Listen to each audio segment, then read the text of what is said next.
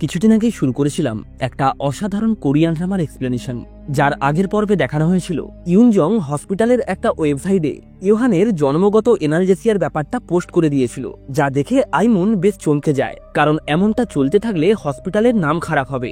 এই কারণেই সে হসপিটালের সমস্ত ডাক্তার ও সহকর্মীদের নিয়ে একটা মিটিং এর আয়োজন করে। আর ওই মিটিংয়ে ইয়ংসুক বলে ইউহান রোগীদের কষ্ট অনুভব করতে পারে না, তাই ওর তাদের চিকিৎসা করার কোনো অধিকার নেই।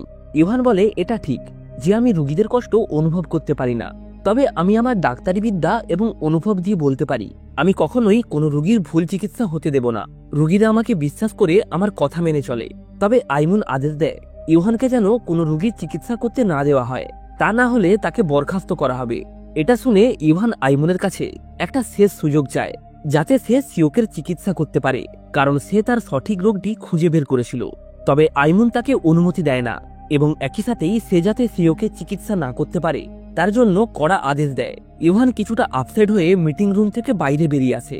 বাইরে তার ডিপার্টমেন্টের সবাই তার জন্যই অপেক্ষা করছিল। ম্যানেজমেন্ট যদিও তাকে চিকিৎসা করতে বারণ করেছে, তবে তার ডিপার্টমেন্টের সবাই তার উপর অনেক ভরসা করত। তারা ইউহানকে কথা দেয় যে তার পরামর্শ মতোই তারা সিওকের চিকিৎসা করবে।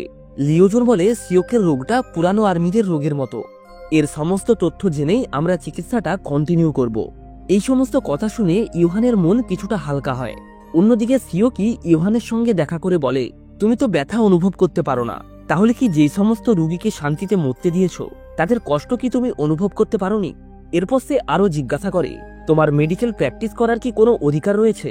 ইউহানের তার প্রশ্নের উত্তর দেওয়ার কোনো ইচ্ছেই ছিল না, তাই সে সময় নষ্ট না করে চলে যেতে শুরু করে। তবে সিওকি তাকে যেতে বাধা দেয়। ইউহান রেগে গিয়ে বলে তুমি জানো আমার জন্মগত এনার্সিয়া রয়েছে, তাহলে তুমি আমাকে দিয়ে কি প্রমাণ করতে চাও? তাছাড়া কেবলমাত্র আমার রোগীদেরই আমার উপর প্রশ্ন করার অধিকার আছে যে আমি ডাক্তার হওয়ার যোগ্য কিনা। আমার কাছে সমস্ত রোগী সমান এবং গুরুত্বপূর্ণ। আমাকে প্রতিদিন প্রতিক্ষণ আমার রোগীদেরকে বাঁচানোর জন্য লড়াই করতে হয়, তাই তোমার সাথে এখন দাঁড়িয়ে তর্ক করার মতো সময় আমার নেই। এইসব কথা শুনে সিওকি একদম চুপ হয়ে যায়। পরের দিন সিওকের হৃদস্পন্দন একদম কমে যায়। লিওজুন ইউহানকে ফোন করে জানালে সে দৌড়ে সেখানে আসে। তার কোনো কিছুর পরোয়া ছিল না, কারণ সে যদি 1 সেকেন্ডও দেরি করে তাহলে সিওক মারাও যেতে পারে। তবে ইউহান সিওকের কেবিনে আসলে তাই কিয়ন তাকে আটকে দেয় এবং তাকে সার্জারিতে অংশ নিতে বারণ করে। সে বলে হয়তো তুমি তোমার স্কিল দিয়ে ছেলেটাকে বাঁচিয়ে নেবে, তবে সে যতদিন বেঁচে থাকবে ততদিনই কষ্ট পাবে। উইকিয়ন জিজ্ঞাসা করে তুমি কি রুগীকে তার নিজের জন্য বাঁচাতে চাইছো নাকি নিজেকে বাঁচানোর জন্য বাঁচাতে চাইছো? তবে ইউহান বলে সে শুধুমাত্র সিওকের জীবন বাঁচাতে চায়। তার সমস্ত এক্সপিরিয়েন্স দিয়ে সে রোগের সঙ্গে লড়াই করবে। উইকিয়নের অনেক বাধা দেওয়া সত্ত্বেও ইউহান সিওককে অপারেশন রুমে নিয়ে আসে। তবে অপারেশন রুমে যেতে যেতে সিওকের শ্বাস বন্ধ হয়ে যায়। ইউহান শুধুমাত্র তাকে সিপিআর দিতে পারত, তবে অনেক সিপিআর দেওয়ার পরেও তার স্পন্দন আর ফিরে আসে না। সিওকের মা সিওনকে তার চিকিৎসা বন্ধ করার কথা বলে। সিওন সিওকের মায়ের ইচ্ছার কথাটা ইউহানকে এসে জানায়, তবে ইউহান তাকে সিপিআর দিতেই থাকে এবং বলে যতক্ষণ তুমি বেঁচে আছো ততক্ষণ লড়াই করো। তবে অনেক প্রচেষ্টার পরেও শেষমেশ ইউহান তাকে বাঁচাতে পারে না। এই সময় ইউহান নিজেকে অনেক অসহায় মনে করছিল এবং মৃত্যুর সামনে নিজেকে নগণ্য লাগছিল। ইউহান সিওককে ছুঁয়ে কাঁদতে শুরু করে। কিছুদিন পর ব্যারিস্টার কিম ইউহানের সাথে ওয়ান গিলের দেখা করায়।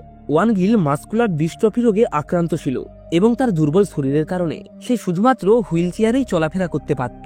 ওয়ান গিল ইউহানকে বলে সে রোগীর ব্যথা নির্মূল করার জন্য একটা ঔষধ বের করেছে, তবে এটা চিকিৎসার মাধ্যমে নয়, শান্তিপূর্ণ একটা পদ্ধতির মাধ্যমে হবে। সে ইউহানকে একটা ভিডিও দেখায় যেখানে একটা ঔষধ ব্যবহার হওয়ার কথা বলা হয়েছে। আসলে ওয়ান গিল চাইছিল ইউহান তার সাথেই ঔষধটা রিসার্চ করুক এবং বড় বড় হসপিটালে এই ঔষধের প্রচার করুক। তবে ইউহান ফোন বের করে পুলিশকে ডাকার ধমকি দেয় এবং বলে এই ঔষধ মৃত্যু ডেকে আনবে, তোমার জন্য রোগী মারা যাচ্ছে আর তুমি এটাকে ট্রিটমেন্ট বলছো। ওয়ান গিল বলে মৃত্যু থেকে কেউই বাঁচতে পারবে না, তবে এই ঔষধটা মৃত্যুর মুখোমুখি হতে সাহায্য করবে। এতে ভুলটা কি? একদিকে রোগীর অসহ্য যন্ত্রণা আর অন্যদিকে এই ঔষধ, তুমি কোনটা বেছে নেবে? স্বাভাবিকভাবেই ইউহান তার কথা মেনে নিতে পারছিল না এবং সে রেগে সেখান থেকে বেরিয়ে যায়। তবে কিম তাকে আটকে বলে সেও মাস্কুলার ডিজিজ রোগে আক্রান্ত এবং এই ঔষধটাই তার একমাত্র বেঁচে থাকার উপায়। ইউহান তাকে এই ঔষধটা ব্যবহার করতে না বলে, কারণ সে ভালোভাবেই জানত এই ঔষধ কেবলমাত্র রোগী ও হাসপাতালে পৌঁছে দেওয়াটাই একমাত্র উদ্দেশ্য নয়। এই ঔষধ এমন একটা অস্ত্র হয়ে দাঁড়াবে যা যে কারো ক্ষতি করতে পারে।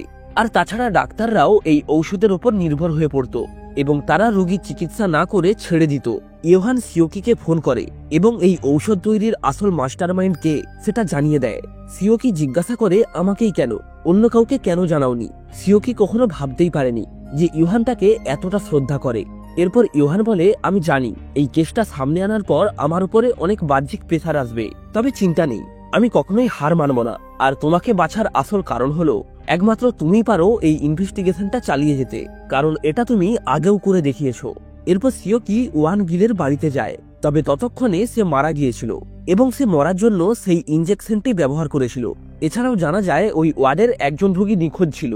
আসলে ওই রোগীকে একটা ফাঁকা জায়গাতে নিয়ে গিয়ে ইনজেকশন দেওয়া হয়েছিল, আর সেই ডাক্তার যে ইয়োহানকে স্টেজে জলের বোতল দিয়েছিল সে লম্বা সময় ধরে ওয়ান গিলের সঙ্গে এই ঔষধটা নিয়ে রিসার্চ করছিল। তবে সত্যটা সবার সামনে আসার কারণে সে সেখান থেকে পালিয়ে যায় এবং যাওয়ার সময় ঔষধটাকেও সঙ্গে নিয়ে যায়। অন্যদিকে ইয়াংজাং ঘৃণায় অন্ধ হয়ে গিয়েছিল এবং সে এই সবকিছুর জন্য ইয়োহানকেই দায়ী মনে করত। সিওকি বুঝতে পারে যে ইয়াংজুং ভুল পথে যাচ্ছে, তাই যত দ্রুত সম্ভব তাকে আটকাতে হবে। ইউনজাং রেগে গিয়ে বলে, ইয়োহান কি তোমার ব্রেন ওয়াশ করে দিয়েছে?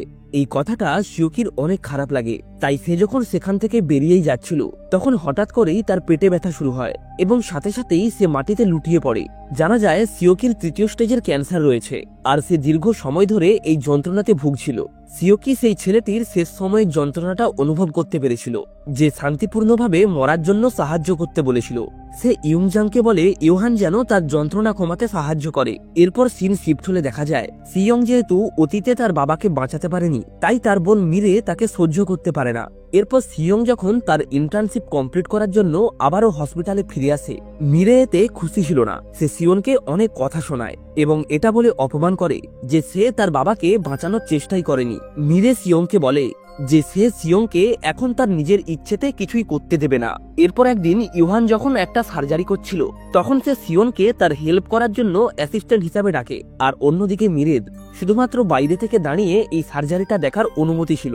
এই কারণে সিয়ং এর উপরে তার ঘৃণা আরো বেড়ে যায়। তাই সবাই যখন সাকসেসফুল অপারেশনের জন্য পার্টি করছিল সেই পার্টির মধ্যেই মিরে ঝামেলা শুরু করে এবং ইয়োহানের রুগীকে মারার কথাগুলি আবারও তুলে ধরে।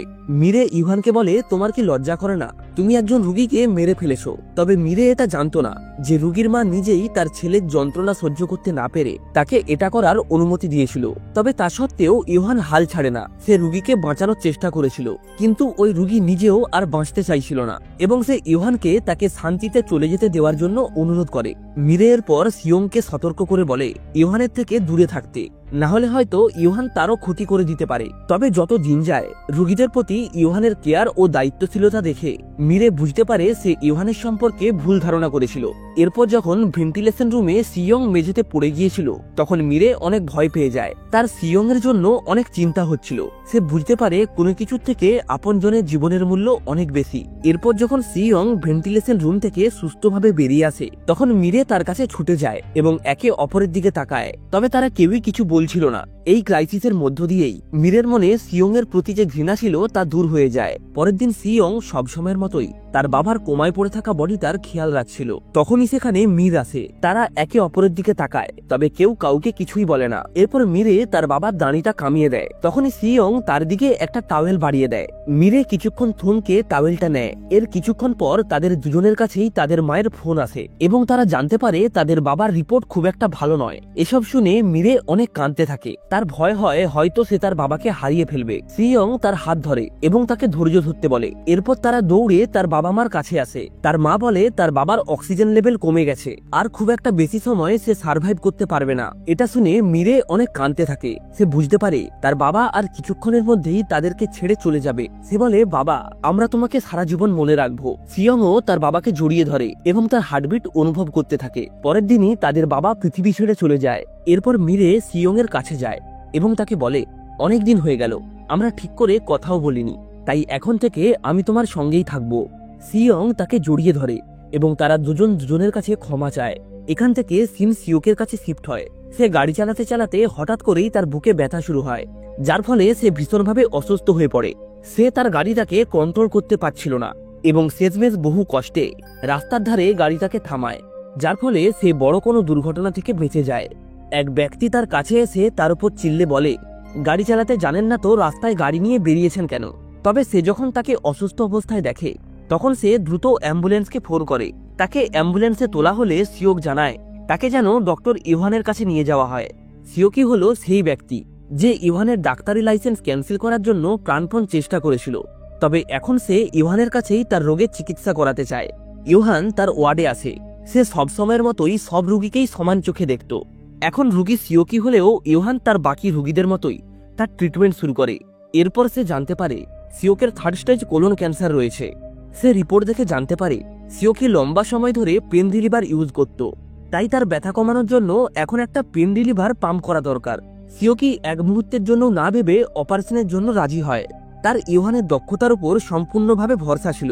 ইভান বলে কাল সকালেই তোমার অপারেশন হবে, এটা বলে সে সেখান থেকে চলে যায়। তখনই সিওকি তাকে বলে তুমি জানতে চাইবে না আমি শুধুমাত্র কেন তোমাকেই দেখানোর কথা বলেছি? ইভান বলে কারণ তুমি খুবই জেদি। আসলে সিওকি বুঝে গিয়েছিল যে ইভান রুগীকে বাঁচানোর জন্য ঠিক কতটা লড়াই করে, আর তার এই লড়াইটাই তাকে বেঁচে থাকার অনুপ্রেরণা দেয়। পরের দিন ইভান সিওকের অপারেশন করে এবং সে বিকেলে তাকে ওয়ার্ডে দেখতেও যায়।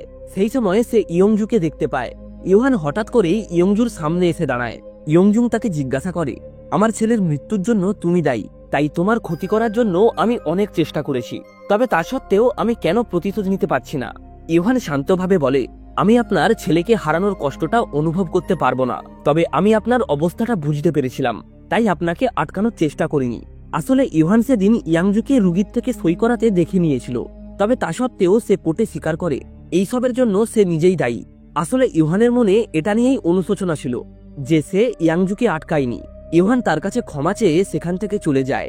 ইউনজুংয়েরও ইভানের ক্ষতি করার চেষ্টা করার জন্য অনেক অনুশোচনা হচ্ছিল। সে অনুভব করে এতদিন ধরে সে যাকে খারাপ মনে করেছিল হয়তো সেই ঠিক। আর ইভান সিওকির জীবন বাঁচানোর ফলে সে বুঝতে পারে ইভান হয়তো সব পরিস্থিতিতেই তার সবকিছু দিয়ে রুগীকে বাঁচানোর চেষ্টা করেছে। প্রথমে ইয়ংজুং মনে করেছিল যে তার সঙ্গে অন্যায় করা হয়েছে, তবে সে বুঝতে পারে তার ঘৃণাই তাকে অন্যের ক্ষতি করিয়েছে। কিছুদিনের মধ্যেই সিওকি অনেকটা সুস্থ হয়ে পড়ে। সে ইচ্ছা মৃত্যুর আইনে সংশোধনের জন্য একটা কনফারেন্স ডাকে। সে বলে রোগীর শারীরিক অবস্থা বিবেচনা করে তাদের যন্ত্রণা নির্মূল করার জন্য ইচ্ছে মৃত্যুর অধিকার দেওয়া উচিত এবং এটা আইনিভাবেই প্রতিক্রিয়াকরণ করানো দরকার। ইয়ংজুং বলে 3 বছর আগে ইভান রুগীকে মারার জন্য বাধ্য করেনি। ইভান বলে আমার উদ্দেশ্য রুগীকে মেরে ফেলা নয়, বরং তাদের কষ্ট কমিয়ে তাদেরকে নতুন জীবন দেওয়া।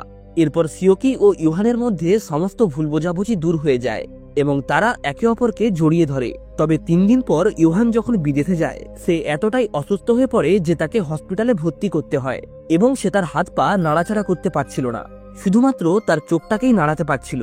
অন্যদিকে সিওন ইভানের কোনো খবর পায় না এবং তার ফোনও লাগছিল না।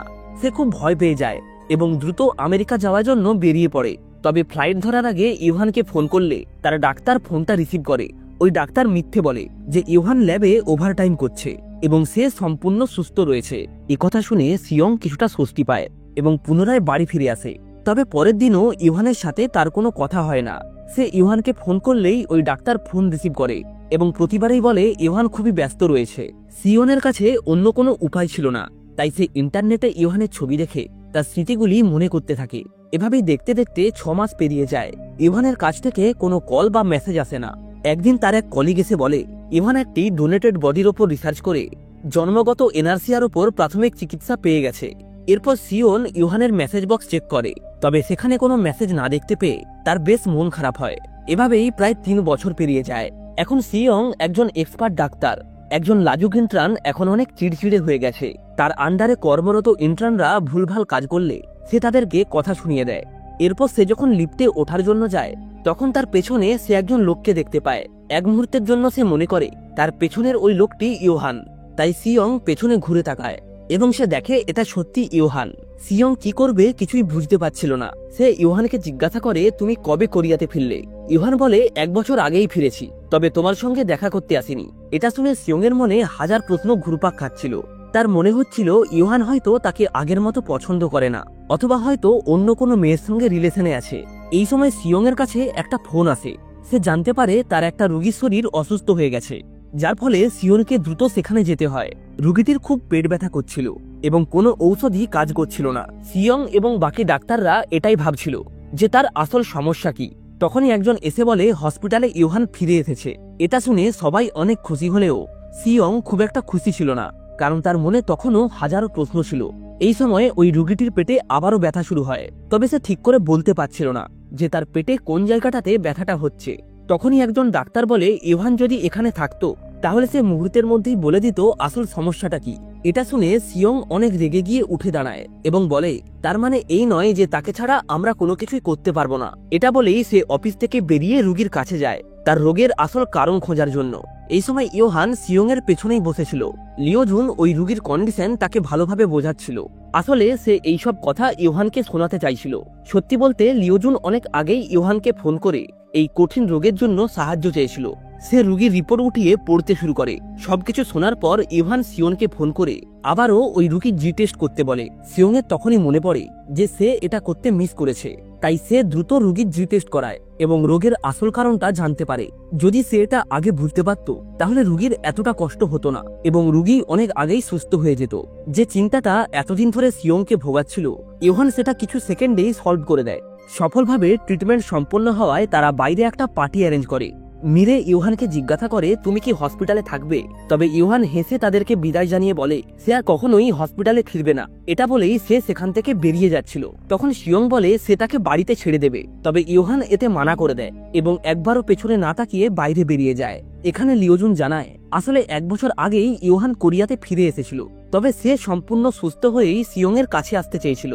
এমনকি সে দূর থেকেই সিয়ং এর উপর নজর রাখত এবং সিয়ং যাতে তাকে দেখে না ফেলে তার জন্য সে সর্বদাই মুখ ঢেকে রাখত।